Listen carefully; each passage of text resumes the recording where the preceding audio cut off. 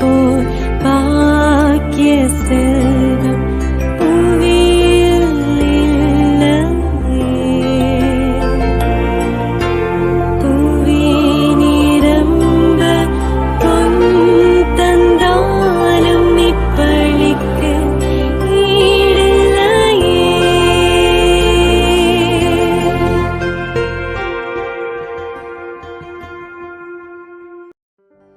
அன்னையே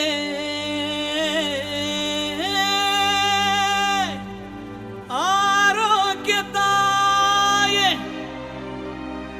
என் குறை தீர்ப்பாயே, ஏழையை பாருமே இரக்கத்தின் அன்னையே.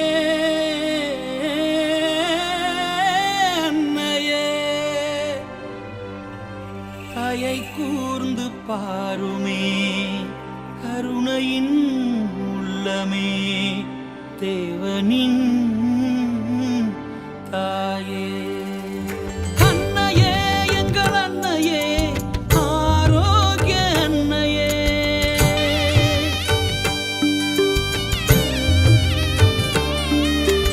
அன்னையே எங்கள் அன்னையே ஆரோக்கிய அன்னையே, எங்களின் தாயே. ஏழையை பாரம்மா என் குரல் கேளம்மா, உன் பிள்ளை நானம்மா என் குறை தீரம்மா. ஏழையை பாரம்மா என் குரல் கேளம்மா, உன் பிள்ளை நானம்மா என் குறை தீரம்மா. அன்னையே எங்கள் அன்னையே ஆரோக்கிய அன்னையே, வேலை நகரில் வீற்றிருக்கும் எங்களின் தாயே.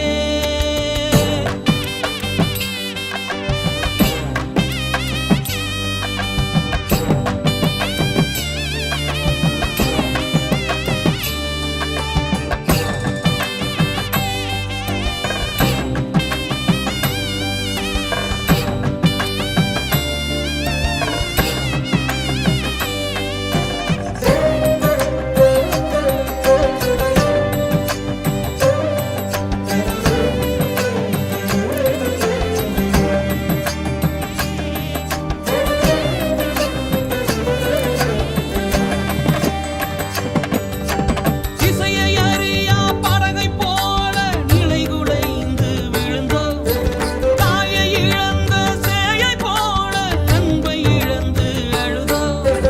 உந்தன் அருள் வேண்டி உம்மை நம்பி தேடி வந்தோம் அம்மா. உம் மகனிடம் நிதமும் எமக்காய் நீர் பரிந்து பேசும் அம்மா. இரக்கத்தின் அன்னையே, இறையருளின் அன்னையே, அறிவு நிறை கண்ணியே அம்மா குணவதியே. அன்பின் வடிவே அருளின் ஊற்றே, இருளில் ஒளி அலங்கார விளக்கு ஆரோக்கிய தாய்மரியே. அன்னையே எங்கள் அன்னையே ஆரோக்கிய அன்னையே.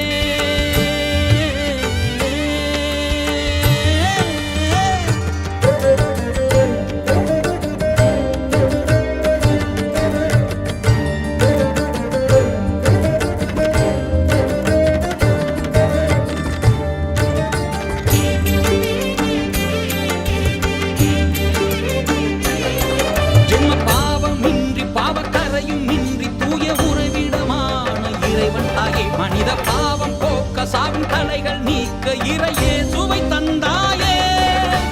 பெண்களுக்குள் பேரு பெற்ற கடவுள் சொல்லை கருவில் ஏற்ற விண்ணக வழித்துணையே விடிவெள்ளியே. எங்களின் தாயே, ஏழைகளின் மாதாவே, உம்மை தேடி வந்த எம்மை கைவிட அன்பின் தாய்மரியே. உம்மை காப்பாயே குறையை தீர்ப்பாயே எங்களின் சகாயமே.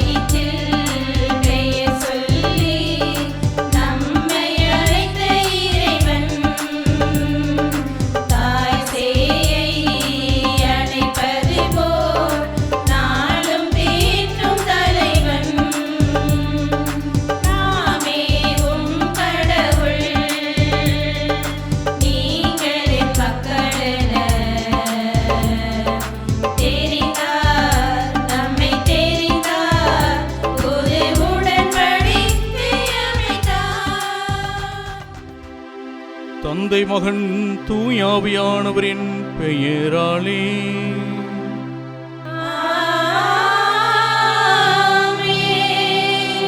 நம் ஆண்டவராகிய இயேசு கிறிஸ்துவின் அருளும் கடவுளின் அன்பும் தூயாவியானவரின் நட்புறவும் உங்கள் அனைவரோடும் இருப்பதாக.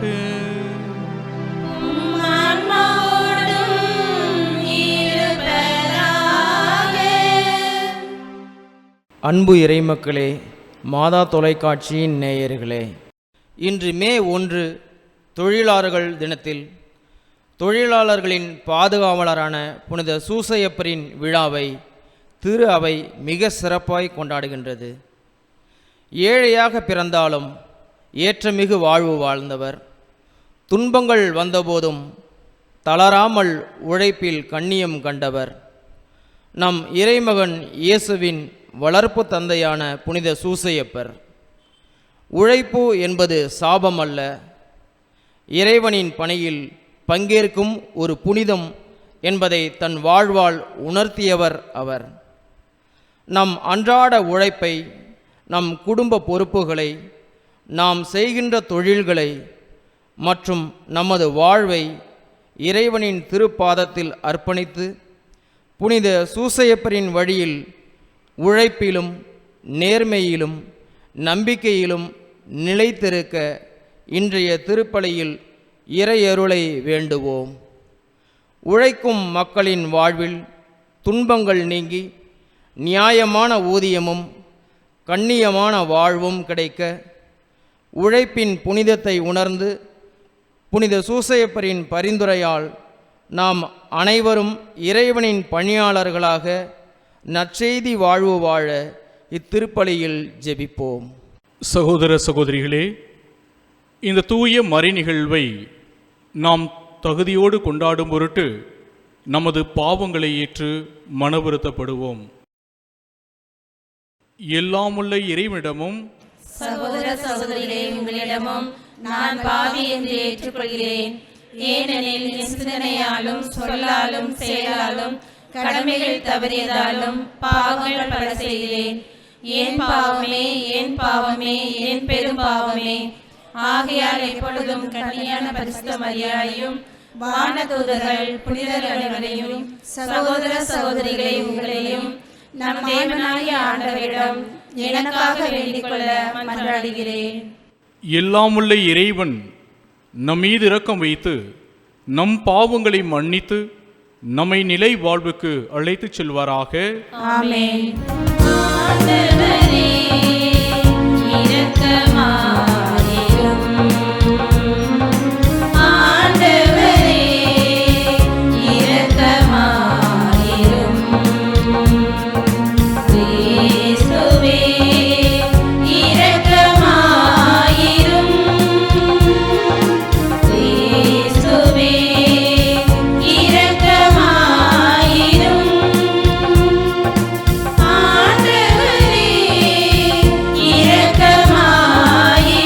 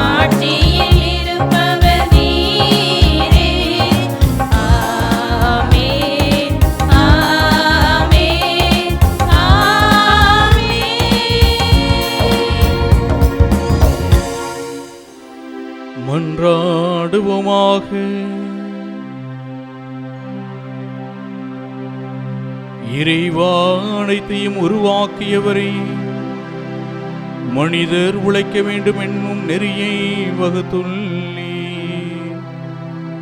அதனால் புனித யோசேப்பின் எடுத்துக்காட்டாலும் பாதுகாவலாலும் நீர் கட்டளையிட்டதை நாங்கள் நிறைவேற்றுவோம். நீர் வாக்களித்த பரிசை பெற்றுக்கொள்ளவும் அருள்வீராக. உமோடு தூயாவியானவரின் ஒன்றிப்பில் இறைவனாய் என்றென்று வாழ்ந்து ஆட்சி செய்கின்ற உம்மை மன்றாடுகின்றோம்.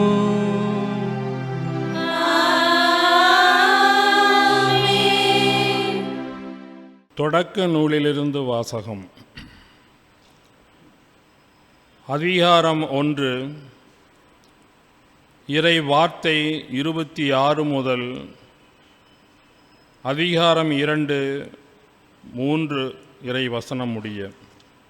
கடவுள் மானிடரை நம் உருவிலும் நம் சாயலிலும் உண்டாக்குவோம். அவர்கள் கடல் மீன்களையும் வானத்து பறவைகளையும் கால்நடைகளையும் மண்ணுலகு முழுவதையும் நிலத்தில் ஊர்வன யாவற்றையும் ஆளட்டும் என்றார். கடவுள் தம் உருவில் மானிடரை படைத்தார். கடவுளின் உருவிலேயே அவர்களை படைத்தார். ஆணும் பெண்ணுமாக அவர்களை படைத்தார். கடவுள் அவர்களுக்கு ஆசி வழங்கி பலுகி பெருகி மண்ணுலகை நிரப்புங்கள், அதை உங்கள் ஆற்றலுக்கு உட்படுத்துங்கள். கடல் மீன்கள், வானத்து பறவைகள், நிலத்தில் ஊர்ந்து உயிர் வாழ்வன அனைத்தையும் ஆளுங்கள் என்றார். அப்பொழுது கடவுள்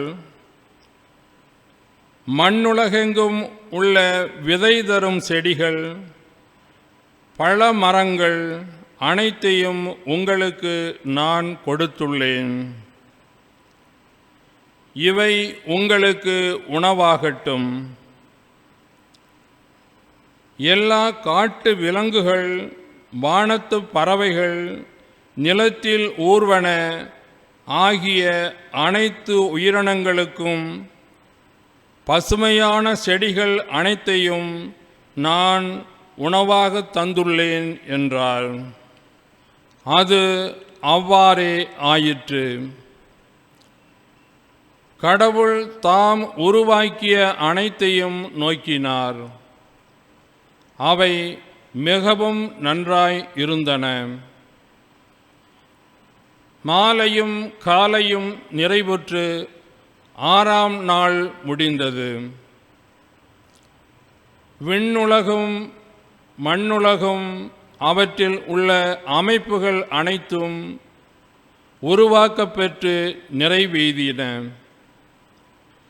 மேலும் கடவுள் தாம் செய்த வேலையை 7ஆம் நாளில் முடித்திருந்தார்.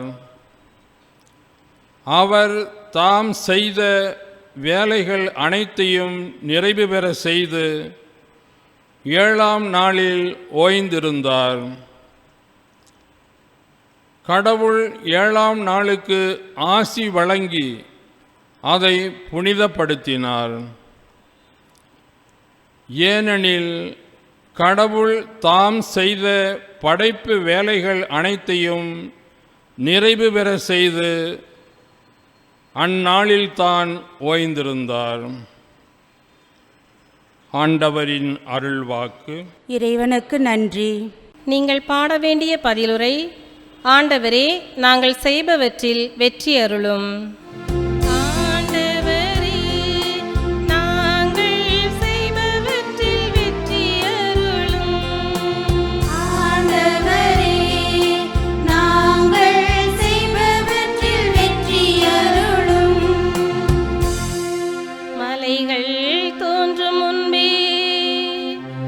நிலத்தையும் உலகையும் நீர்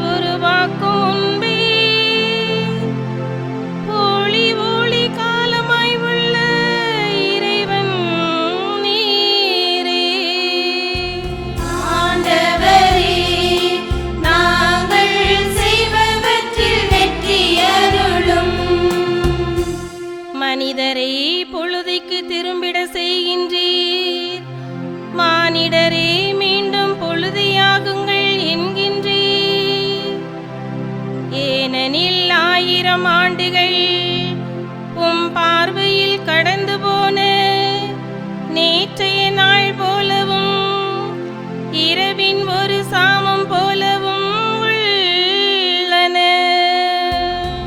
ஆண்டவரே, நாங்கள் செய்பவற்றில் வெற்றி அருளும்.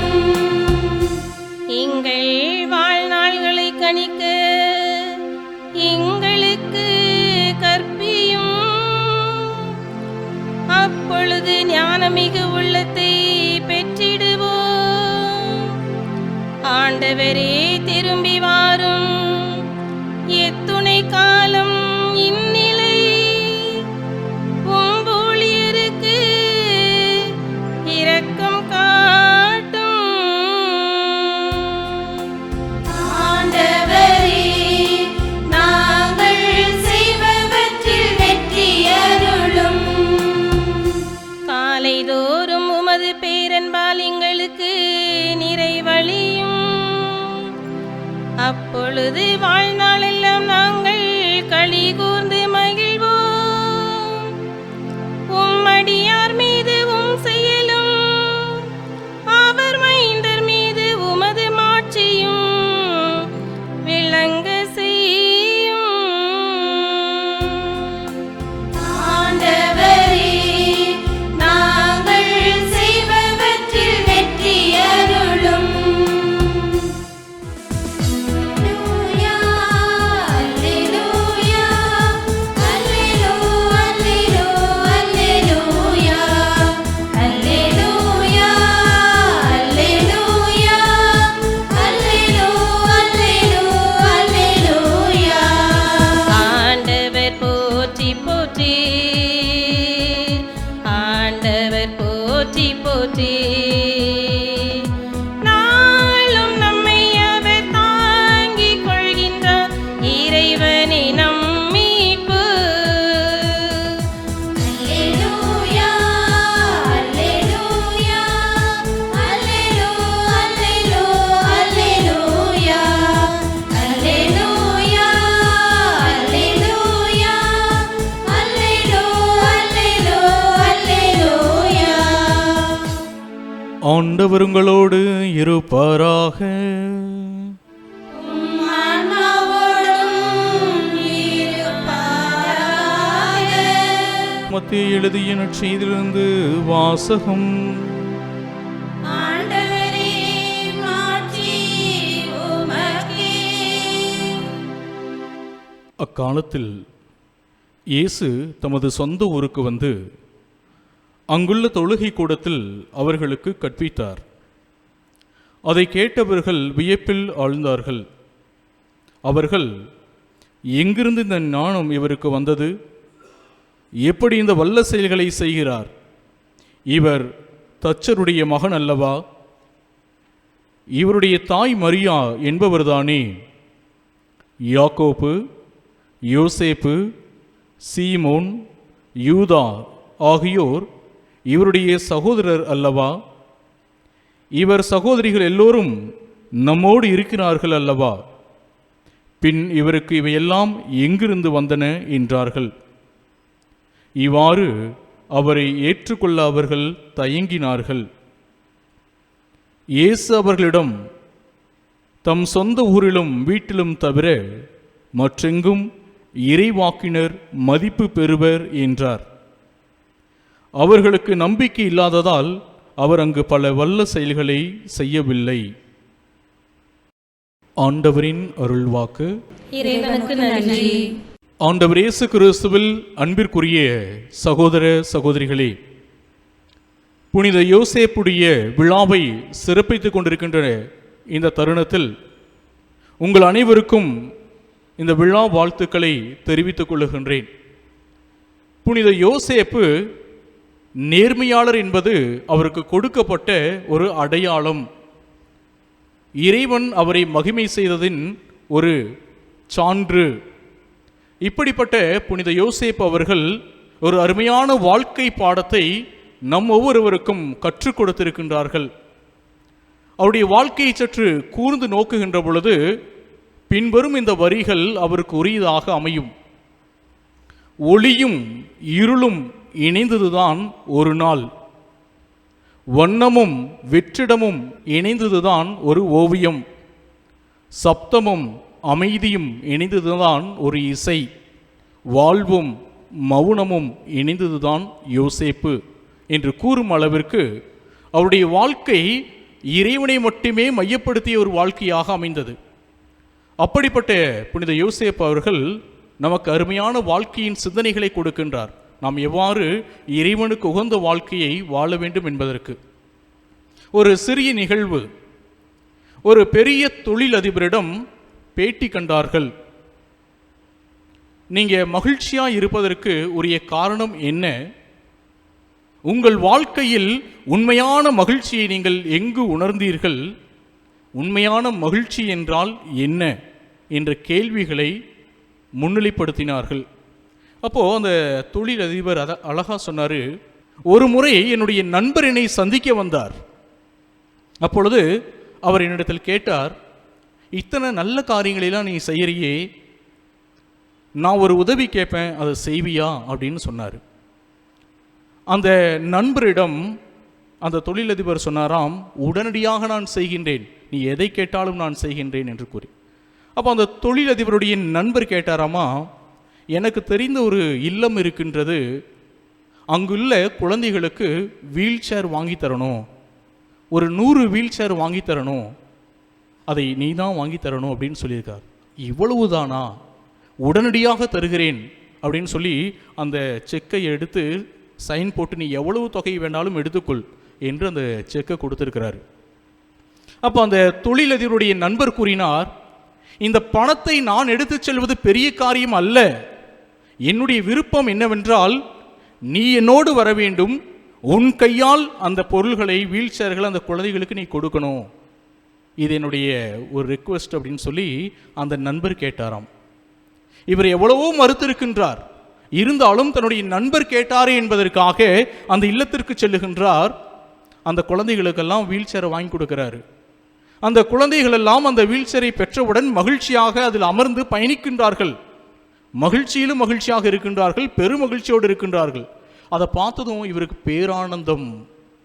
இத்தனை நாட்கள் நாம் சொத்துக்களை சேர்த்தோம், பொருள்களை சேர்த்தோம், பெயரை பெற்றோம், தொழிலில் முன்னேற்றம் அடைந்தோம், அன்று கிடைக்காத ஏதோ ஒரு மகிழ்ச்சி இன்று என் உள்ளத்திற்குள்ளாக தென்படுகின்றதே, அதை நான் உணர்கின்றேனே என்று அவர் உணர்ந்து மகிழ்ந்து கொண்டிருந்த தருணம் அது. எல்லாம் நிறைவேறியது. அனைவருக்கும் மகிழ்ச்சியோடு நன்றி சொல்லி கொண்டு திரும்பி வெளியே வராரு. வரும்போது ஒரு குழந்தை அவருடைய காலை கெட்டியாக பற்றி கொண்டதாம். அவர் அந்த குழந்தையுடைய கைகளை எடுத்துவிட்டு அந்த குழந்தையை ஓரமாக வைக்க முயற்சி செய்கிறார். ஆனால் அந்த குழந்தை அவருடைய காலை இறுக்கமாக கட்டி பிடிச்சிட்டு அவருடைய முகத்தை மட்டுமே பார்த்துட்டு இருக்கு. அப்போ அந்த தொழில் அதிபர் சொல்கிறாரு, நான் அந்த குழந்தையிடம் கேட்டேன், வேற ஏதாவது உனக்கு வேணுமா, வேற ஏதாவது உனக்கு வேணுமா, வேணும்னா சொல்லு வாங்கித்தரேன், காலை விடு அப்படின்னு. அப்போ அந்த குழந்தை இன்னும் இறுக்கமாக கட்டி பிடிச்சி அவர் முகத்தை மட்டுமே பார்த்துட்டு இருந்திருக்குது. அப்போ திரும்ப கேட்குறாரு, உனக்கு என்ன வேணும் அப்படின்னு. அந்த குழந்தை சொல்லிச்சாமா, இல்லை எனக்கு எதுவும் வேண்டாம், எனக்கு தேவையானதெல்லாம் நீங்கள் வாங்கி கொடுத்துட்டீங்க, நான் உங்கள் முகத்தை மட்டும் உற்று நோக்க வேண்டும். Just I want to see your face so that I can remember you when I meet you in heaven and thank you once again.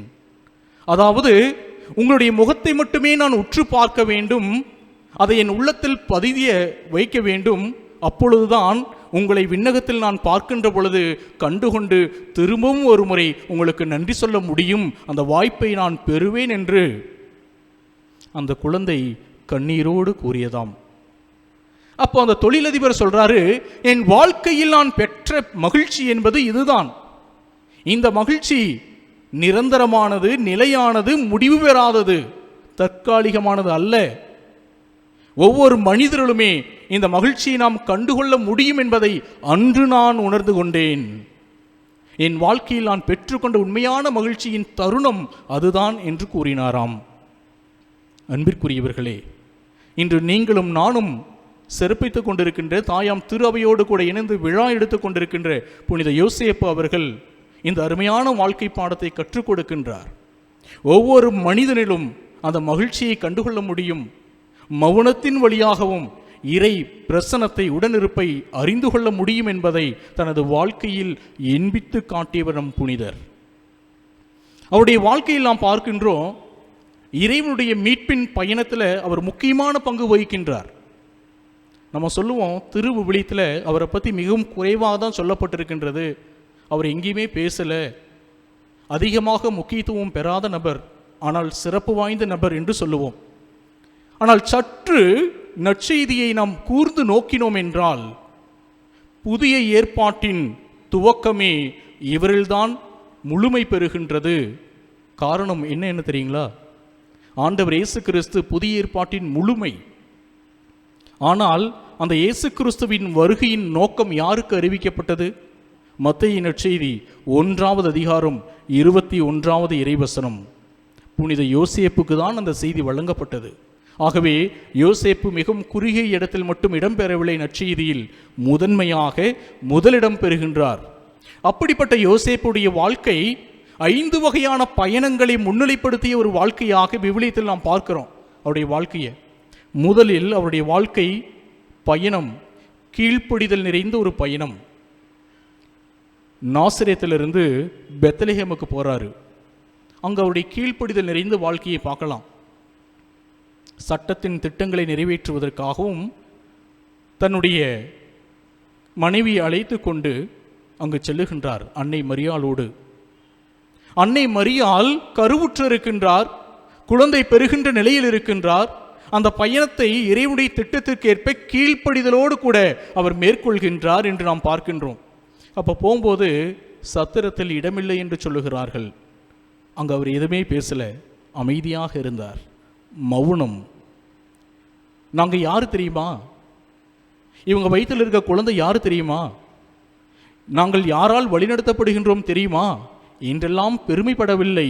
மாறாக கீழ்ப்படிதலோடு, இடமில்லையா, சரி என்று, அது இறைவனுடைய திட்டமாக இருக்குமோ என்று செவிசாய்த்தார்.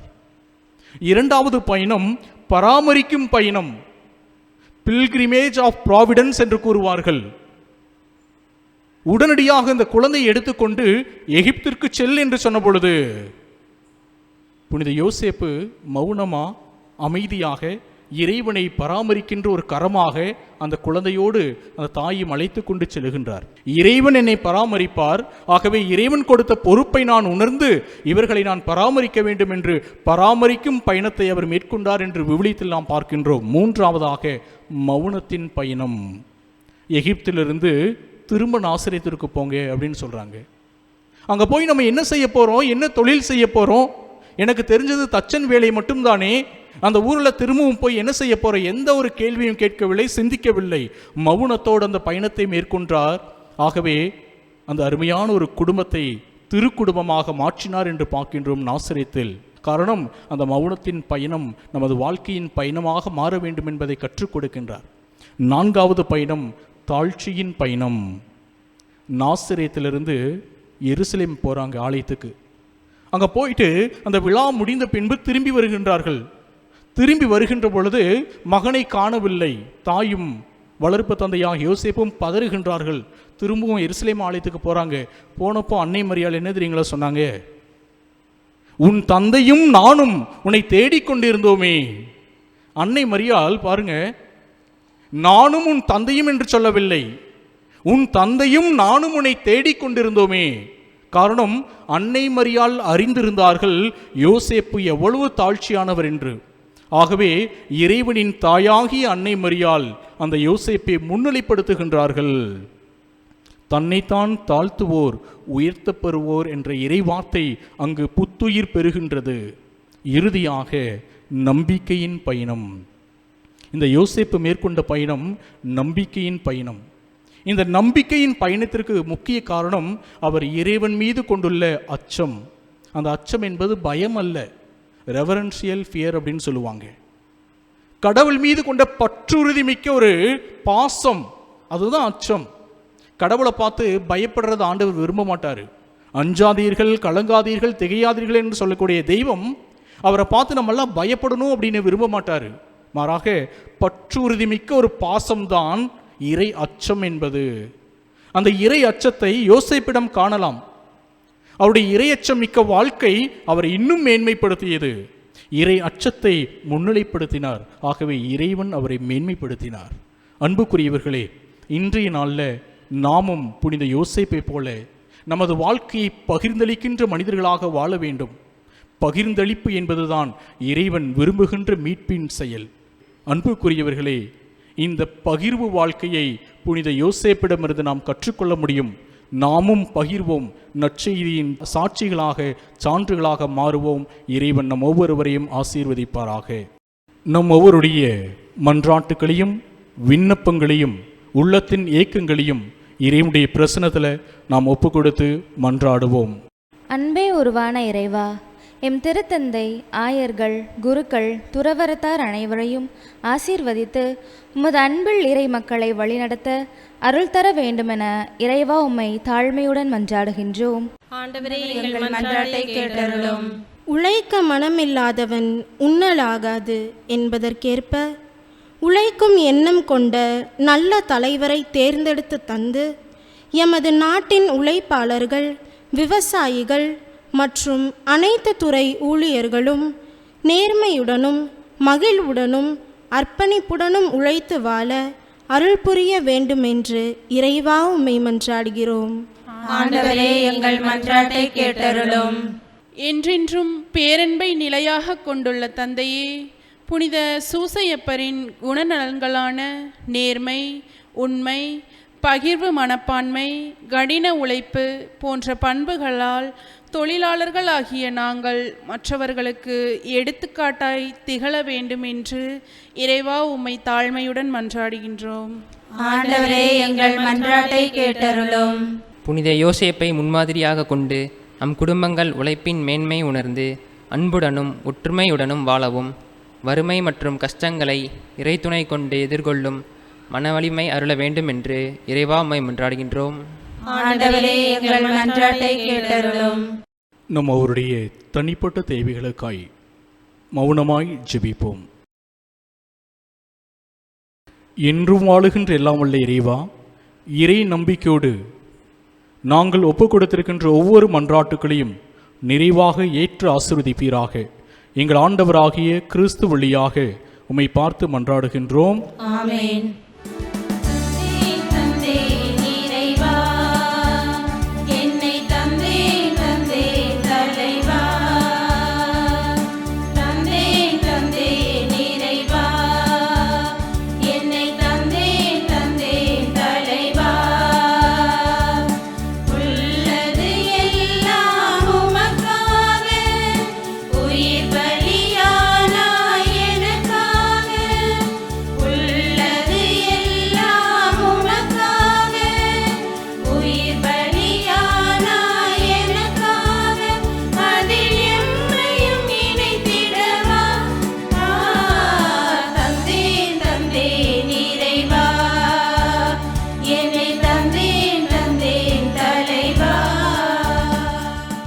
அன்பிற்குரியவர்களே, நாம் ஒப்புக் கொடுக்கிற திருப்பலி எல்லாம் வல்ல தந்தையாகிய இறைவனுக்கு ஏற்றதாகும்படி ஜெபியுங்கள். ஆண்டவர் தம் திருப்பெயரின் புகழ்ச்சிக்காகவும் ஆட்சிக்காகவும் நமது நன்மைக்காகவும் புனித திரு அவையின் அனைத்து நலனுக்காகவும் உமது கையிலிருந்து பலியை ஏற்றுக்கொள்வாராக. இரக்கம் அனைத்திற்கும் ஊற்றாகி இறைவா, புனித யோசேப்பின் நினைவு கொண்டாட்டத்தில் நாங்கள் உமது மாண்புக்காக கொண்டு வரும் எங்கள் காணிக்கைகளை கண்ணோக்கி அருளும். இவ்வாறு உம்மை மன்றாடுவோருக்கு காணிக்கைகள் பாதுகாவலாய் இருக்க கனிவுடன் அருள்வீராக. எங்கள் ஆண்டவராகிய கிறிஸ்து வழியாக உம்மை மன்றாடுகின்றோம்.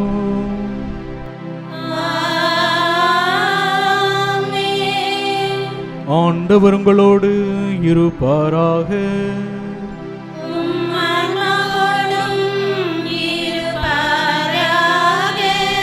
இதயங்களை மேலே எழுப்புங்கள்.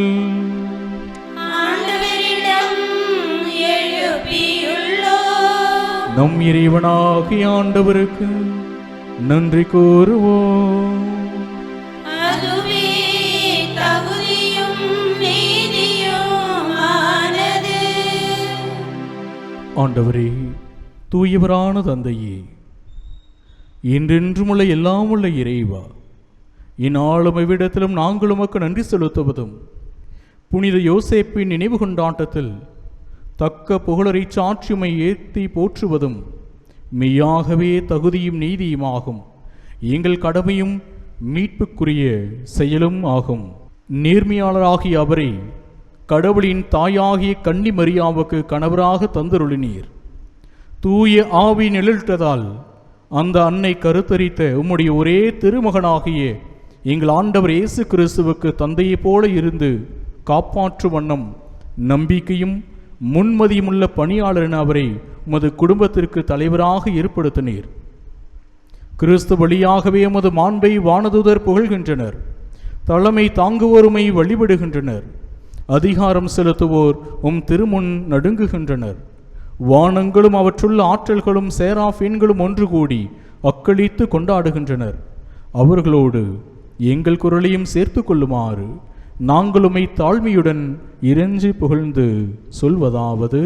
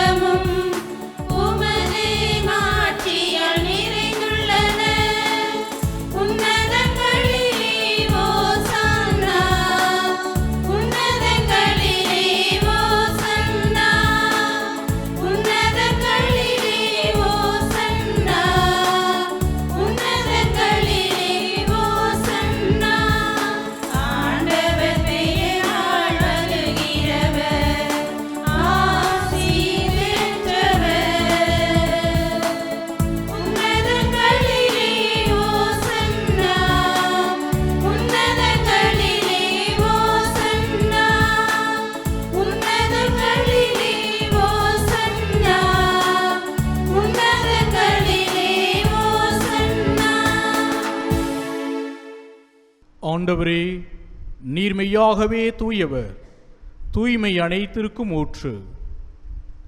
ஆகவே உம்முடைய ஆவியை பொழிந்து இக்காணிக்கைகளை தூய்மைப்படுத்துமை வேண்டுகின்றோம். இவ்வாறு எங்கள் ஆண்டவர் இயேசு கிறிஸ்துவின் உடலும் இரத்தமுமாக எங்களுக்கு இவை மாறுவனவாக. அவர் பாடுபட உளம் கனிந்து தம்மை கையளித்த போது அப்பத்தை எடுத்து நன்றி செலுத்தி அதை பிட்டு தம் சீடர்களுக்கு அளித்து கூறியதாவது: அனைவரும் இதிலிருந்து பெற்று உண்ணுங்கள், ஏனெனில் இது உங்களுக்காக கையளிக்கப்படும் என் உடல்.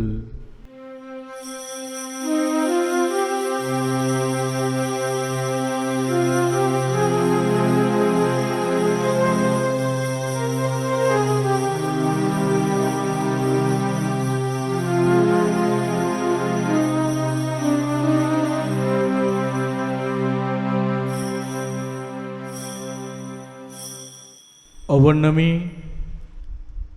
இரவு விருந்தை அருந்திய பின் கிண்ணத்தையும் எடுத்து மீண்டும் உமக்கு நன்றி கூறி தம் சீடர்களுக்கு அளித்து அவர் கூறியதாவது: அனைவரும் இதிலிருந்து பெற்று பருகுங்கள், ஏனெனில் இது புதிய நிலையான உடன்படிக்கைக்குரிய என் இரத்தத்தின் கிண்ணம். இது பாவ மன்னிப்புக்கென்று உங்களுக்காகவும் பலருக்காகவும் சிந்தப்படும். இதை என் நினைவாக செய்யுங்கள்.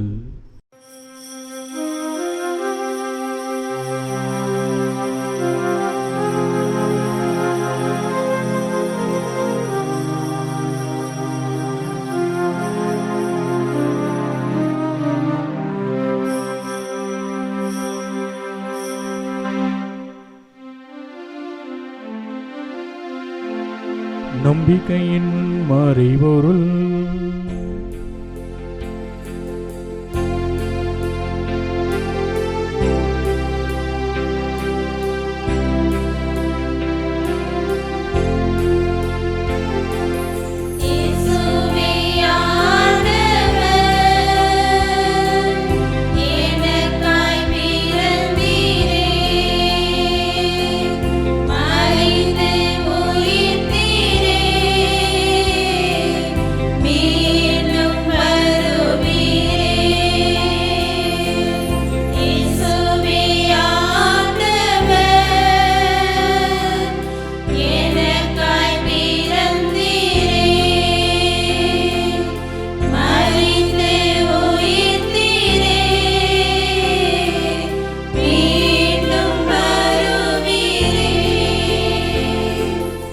ஆகவே ஆண்டவரே, நாங்கள் கிறிஸ்துவின் இறப்பையும் உயிர்ப்பினையும் நினைவு கூர்ந்து வாழ்வதரும் அப்பத்தையும் மீட்பளிக்கும் கிண்ணத்தையும் உமக்கு ஒப்புக் கொடுக்கின்றோம்.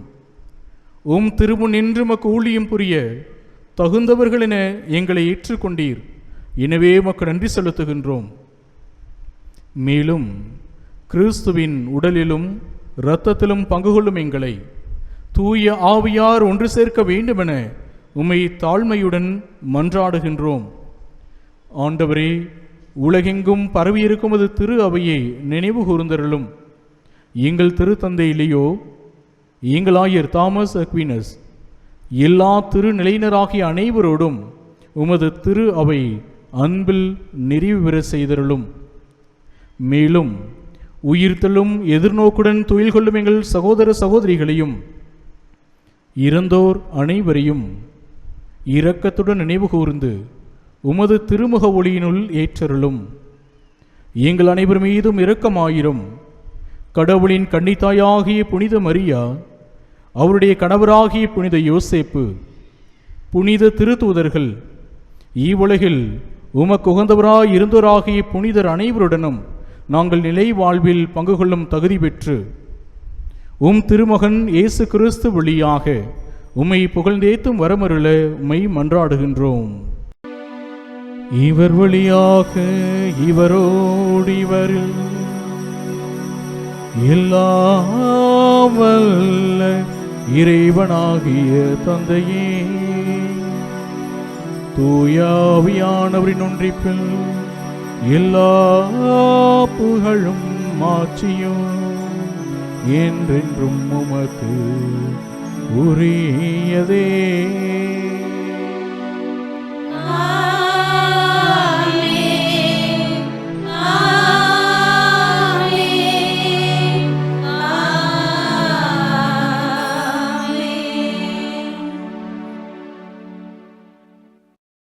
மீட்பரின் கட்டளையால் கற்பிக்கப்பட்டு இறைவடிப்பினையால் பயிற்சி பெற்ற நாம் துணிந்து சொல்வோம்.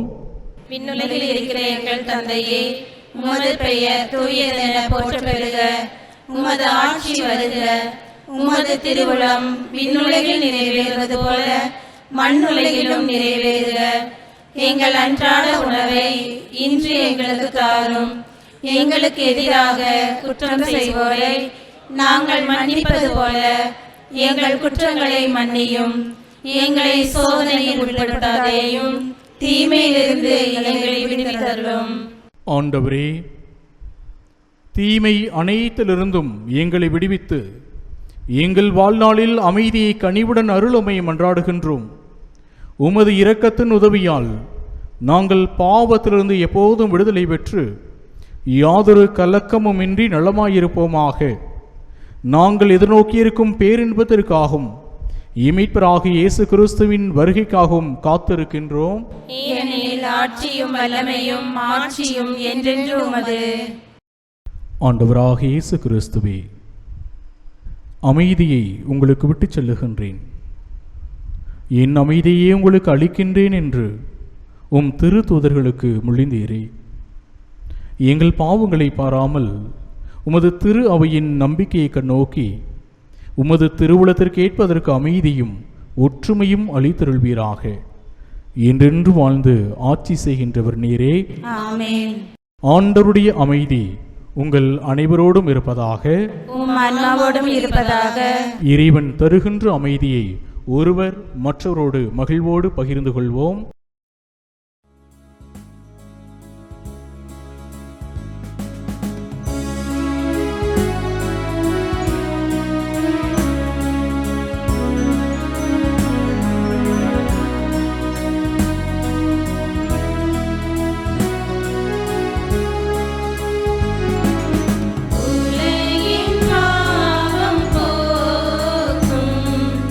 இறைவனின் செம்மறியே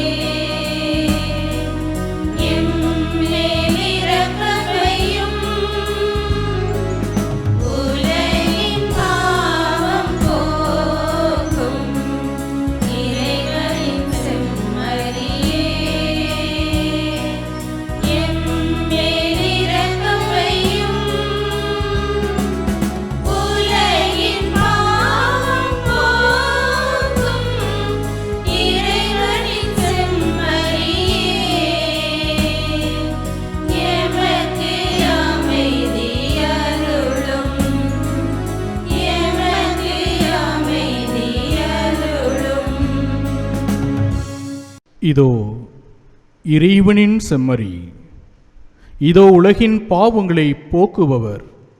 செம்மறியின் விருந்துக்கு அழைப்பு பெற்றோர் பேறு பெற்றோர். ஆண்டவரே, நீர் என்னிடத்திலிருந்து வர நான் தகுதியற்றவள். ஆனால் ஒரு வார்த்தை மட்டும் சொல்லியருளும், எனது ஆன்மா நலமடையும்.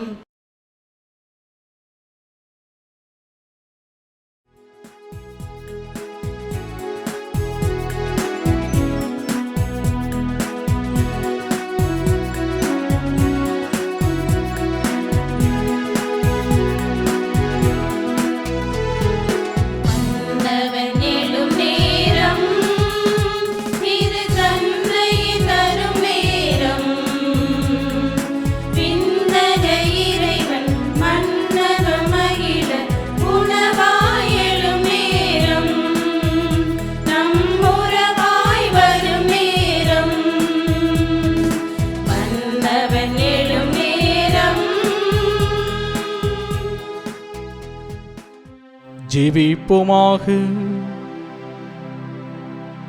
ஆண்டவரே, இனிய விண்ணக விருந்தால் ஊட்டம் பெற்ற நாங்கள் உம்மை தாழ்மையுடன் வேண்டுகின்றோம். அதனால் புனித யோசேப்பனுடைய எடுத்துக்காட்டின் வழியாக உமது அன்பின் சான்றுகளை எங்கள் இதயங்களில் பதித்து முடிவில்லா அமைதியின் பயனை இடையராது பெற்றுக்கொள்ள அருள்வீராக. எங்கள் ஆண்டவராகிய கிறிஸ்து வழியாக உம்மை மன்றாடுகின்றோம்.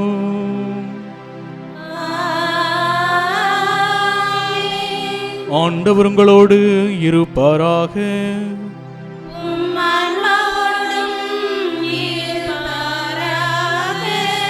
எல்லாம் வல்ல இறைவன் தந்தை, மகன், தூயாவியானவர் உங்கள் அனைவரையும் நிறைவாய் ஆசீர்வதிப்பாராக.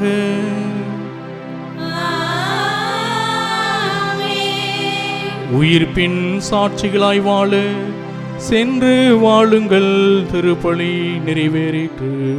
அல்லேலூயா, அல்லேலூயா.